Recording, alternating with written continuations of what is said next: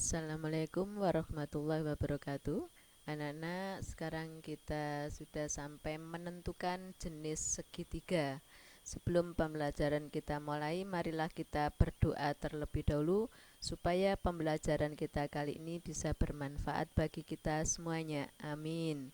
Silakan berdoa. Selesai. Kita awali membahas tugas. Bismillah.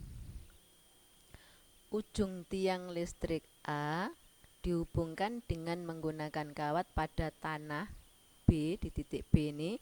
Jarak kawat yang ada di tanah dengan tiang listrik yaitu BC ini 40 meter. Maka panjang kawat penghubung itu adalah titik-titik, berarti yang ditanyakan adalah AB, ini kawat penghubung.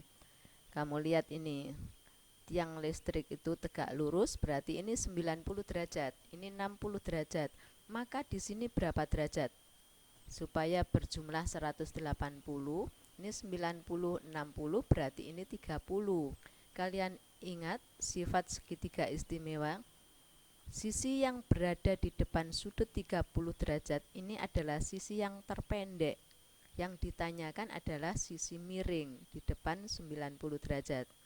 Sisi miring, kemudian yang diketahui sisi yang terpendek. Bagaimana caranya mencari sisi miring jika diketahui sisi yang terpendek? Masih ingat ya? Sisi miring 2 kali sisi yang terpendek. Berarti panjang AB sama dengan 2 kali 40. Jadi panjang kawat ini adalah 80 meter. Inilah jawabannya anak-anak. Kita lanjut. Menentukan jenis segitiga. KD yang kita pelajari bisa kalian lihat di buku pegangan siswa. Pengalaman belajar menentukan jenis segitiga berdasarkan panjang sisi yang diketahui. Persepsi, materi yang harus kalian kuasai sebelumnya. Jenis-jenis segitiga, kalian masih ingat di kelas 7 ya. Ditinjau dari besar sudutnya ada 3, yaitu segitiga siku-siku adalah segitiga yang salah satu sudutnya siku-siku atau 90 derajat. Segitiga tumpul adalah segitiga yang salah satu sudutnya tumpul. Tumpul itu lebih dari 90 derajat. Segitiga lancip adalah segitiga yang ketiga sudutnya lancip kurang dari 90 derajat. Kemudian ini, ketiga sudut dalam segitiga jika dijumlahkan selalu 180 derajat. Sudah ingat kembali ya? Menentukan jenis segitiga. Jika kuadrat sisi terpanjang sama dengan jumlah kuadrat dari 2 sisi yang lainnya, maka segitiga itu adalah segitiga siku-siku. Jika kuadrat sisi terpanjang ini lebih panjang dari jumlah kuadrat 2 sisi yang lainnya, maka segitiga itu adalah segitiga tumpul. Jika kuadrat sisi terpanjang kurang dari jumlah kuadrat 2 sisi yang lainnya, maka segitiga itu adalah segitiga lancip. Paham ya? Kita lanjut. Contoh, diketahui segitiga ABC dengan panjang sisi seperti ini. Apakah segitiga ABC siku-siku, lancip, atau tumpul?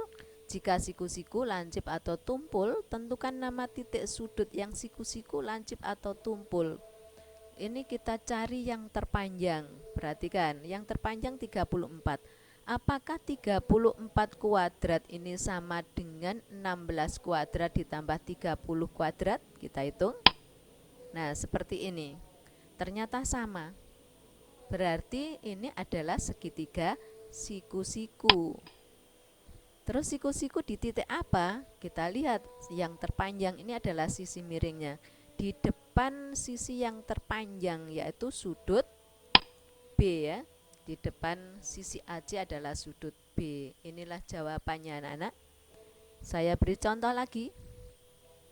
Diketahui segitiga ABC dengan panjang AB, BC, dan AC seperti ini. Apakah segitiga siku-siku, lancip, atau tumpul? Kalau siku-siku, tumpul, atau lancip, di mana, di titik apa? Kita lihat yang terpanjang adalah 12. Apakah 12 kuadrat sama dengan 10 kuadrat ditambah 8 kuadrat? Setelah kita hitung seperti ini, ternyata lebih pendek. Kalau lebih pendek berarti segitiga itu adalah segitiga lancip. Lancip di mana? Kita lihat yang terpanjang ini, berarti lancipnya di depan sisi AB, yaitu sudut CAB. Karena ini segitiga lancip tadi adalah ketiga, sudutnya lancip. Jadi di depan sisi yang terpanjang ini adalah C. Selain C, yang kedua yang A dan B ini juga lancip. Ya, karena segitiga lancip adalah ketiga sudutnya lancip, bukan hanya C saja anak-anak ya. Jadi C, A, B semuanya lancip. Contoh lagi. Diketahui segitiga ABC dengan panjang sisi seperti ini. Apakah segitiga ABC siku-siku lancip atau tumpul? Kita selidiki. Yang terpanjang adalah 15. Apakah 15 kuadrat sama dengan 12 kuadrat ditambah 8 kuadrat? Kita hitung. Nah, ternyata lebih panjang ya. Berarti segitiga ABC adalah tumpul. Tumpul di mana? Yang terpanjang ini, di depan yang terpanjang. Sudut apa di depan sisi AB? Yaitu sudut C. Contoh lagi. Di antara sisi-sisi segitiga di bawah ini merupakan sisi dari segitiga siku-siku atau triple Pythagoras, kecuali kita selidiki satu persatu. Untuk yang A, sisi yang terpanjang 41. Apakah 41 kuadrat sama dengan 40 kuadrat ditambah 9 kuadrat? Ternyata sama, berarti ini segitiga siku-siku. Kalau segitiga siku-siku, maka ketiga sisinya ini 9, 40, 41, ini dinamakan triple Pythagoras, miliknya segitiga siku-siku. Untuk yang B, ya ternyata sama, berarti yang B ini adalah segitiga siku-siku. Maka 20, 21, 29 ini juga dinamakan triple Pythagoras, miliknya segitiga siku-siku. Kita lanjutkan untuk yang C.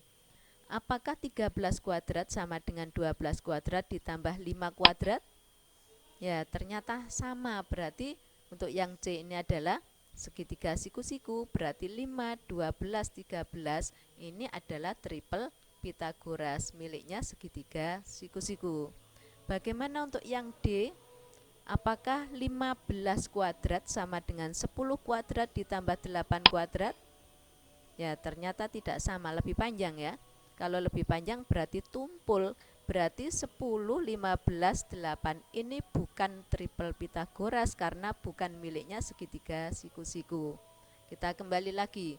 Di antara sisi-sisi segitiga di bawah ini merupakan sisi dari segitiga siku-siku atau triple Pythagoras, kecuali, berarti yang bukan, yaitu yang D. Inilah jawabannya anak-anak. Tugas saya kira sudah cukup jelas ya keterangan saya tadi. Ini kalian kerjakan seperti tadi. Terima kasih atas perhatian kalian anak-anak. Saya harapkan kalian tetap menjaga kesehatan, semangat dan semangat. Wassalamualaikum warahmatullahi wabarakatuh.